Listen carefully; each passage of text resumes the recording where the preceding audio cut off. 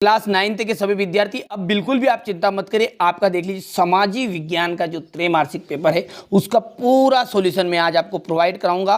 ठीक है, पूरे टोटल आपके 23 क्वेश्चन है और 23 ही क्वेश्चनों का यहाँ पर मैं आपको सॉल्यूशन देने वाला हूँ। तो यहाँ से देखेंगे, सबसे पहले बढ़िया से यहाँ से पढ़ना स्टार्ट करते हैं। कर्क जो रेखा है वो भारत के कितने राज्य से होकर गुजरती है? तो देखिए 8 ऐसे राज्य है जिससे कर्क रेखा गुजरती है। किस नदी को दक्षिण भारत की गंगा कहा जाता है? तो जो गोदावरी नदी है ना उसे कहते हैं भारत की गंगा। किस देश की पार्लियामेंट को डचुमा कहा जाता है? ऐसा कौन सा देश है जिसकी पार्लियामेंट यानी संसद को डचुमा कहते हैं? वो है रूस। ध्यान से दीजिएगा, मैं इस तरह से पढ़ा रहा हूँ, आपको समझा भी रहा हूँ कि याद भी रहेगा। प्रथम विश्व युद्ध में हुई सारी की सारी तबाही का जिम्मेदार किसे ठहराया गया? तो भैया जर्मनी को ठहराया गया, क्योंकि जर्मनी ने बहुत उत्पात मचाया था इसमें। ठीक है, लोकतंत्र जनता के लिए जनता के द्वारा जनता का शासन है, उपरोक्त कथन किसका है? जो लोकतंत्र है वो जनता के लिए जनता के द्वारा जनता का साधन है। ये बात जो कही थी वो कही थी अब्राहम लिंकन ने। इनका शॉर्टकट नाम यहाँ पर अब्राहम लिखा हुआ है। पूरा यदि आता है अब्राहम लिंकन पूछता है एक वाक्य में तो लिख देना। भारत में बेरोजगारी का सामान्य कारण है जनसंख्या ज़्यादा हो रही है। जी हाँ, सही बात है। दोषपूर्ण ज़्यादा हो रहा है क्योंकि सभी को गवर्नमेंट जॉब चाहिए, साहब बिल्कुल भरे पड़े हैं, किसी को प्राइवेट जॉब नहीं करनी। ठीक है, तो ये भी हाँ सही बात है। मशीनीकरण, ठीक है, मशीनीकरण आ गया तो जिससे जो मेहनत करने वाले मजदूर थे वो भी, उनका भी थोड़ा सा बेरोजगार हो गए। तो ये सब कारण है, यानी कि उपरोक्त सभी कारण एकदम राइट रहेगा। अब अगला देखिए यहाँ पर, अरब सागर भारत के देश रिक्तिस्तान दिशा में स्थित है? तो पश्चिम दिशा में स्थित है।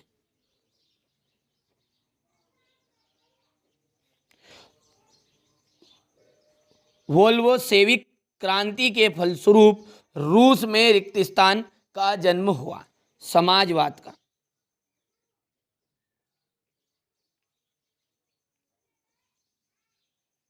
मूल कर्तव्य रिक्तिस्तान संशोधन द्वारा जोड़ा गया, 86वें संशोधन।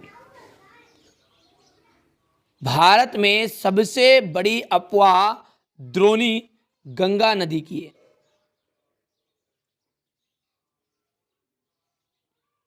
प्रथम विश्व युद्ध के बाद जर्मनी में रिक्तिस्तान गणतंत्र की स्थापना हुई, वाइमर।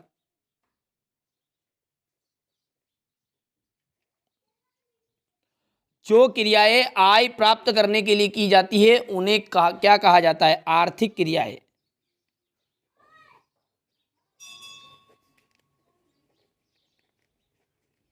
ठीक है भैया, इतनी चीजें क्लियर हैं। स्क्रीनशॉट लो, बढ़िया से मेहनत करो।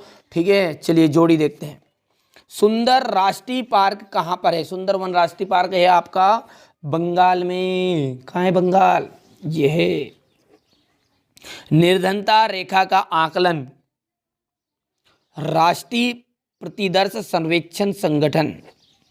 दुर्गावती देशमुख प्रथम वित्त मंत्री। विनिर्माण जो है वो किसके अंतर्गत आता है? द्वितीय क्षेत्र के अंतर्गत आता है। भारत का जो संविधान बनाया गया वो कब बनाया गया था? 26 नवंबर और 1946 में बनाया गया था। वर्साई की संधि कहा जाएगा आपका जर्मनी। ठीक है, चलिए अब है एक वाक्य में उत्तर। ठीक है, देखिए जो त्रैमासिक परीक्षा है इसके अलावा भी आप वार्षिक परीक्षा, अर्धवार्षिक परीक्षा, मेन तो आपकी वार्षिक परीक्षा है, उसकी अच्छे से आप तैयारी कर सकते हैं। आपको बिल्कुल संकोच नहीं करना है। ठीक है, आपको बिल्कुल 1 रुपया किसी को नहीं देना है। ये जो चैनल है सिर्फ आपका है और आपको मेहनत करना है। जो सारे नोट्स है वो प्रोवाइड करा दूंगा, चाहे मैथ्स से को, सोशल साइंस से को, साइंस से को। आपको अच्छी मेहनत करनी है। देख लीजिएगा, नंबर जो है ठीक है। हमारे जो मोबाइल नंबर है वो मोबाइल नंबर आपको डिस्क्रिप्शन में डाल दूंगा, या फिर आप जब जैसे चैनल पर जाओगे ना तो नंबर मिलेंगे आपको, व्हाट्सअप नंबर, आप बिल्कुल मैसेज कर दीजिएगा।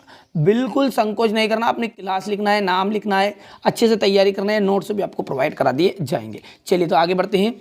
वॉल स्ट्रीट एक्सचेंज क्या था? तो ये था अमेरिका का शेयर मार्केट,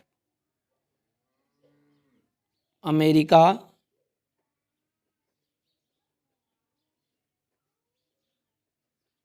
बाजार। भारत के अफवाह तंत्र को मुख्य रूप से कितने भागों में बांटा गया है? तो 3 भागों में बांटा गया है। पर्ल हार्बर पर किसने हमला किया था? जापानी नौसेना ने।